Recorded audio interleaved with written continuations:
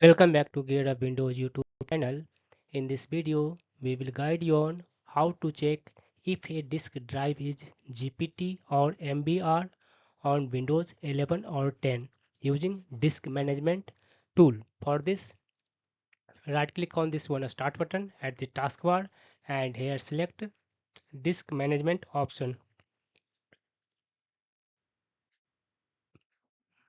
Once Disk Management tool opens on your PC, locate the disk drive, select it by clicking on it, then right click on it and choose properties option in the pop-up menu.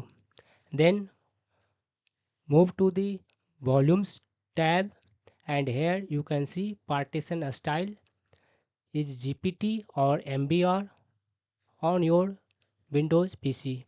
That's all about this video. If you are new to our channel Gear Up Windows, kindly subscribe it, and if you love this video, press thumbs up.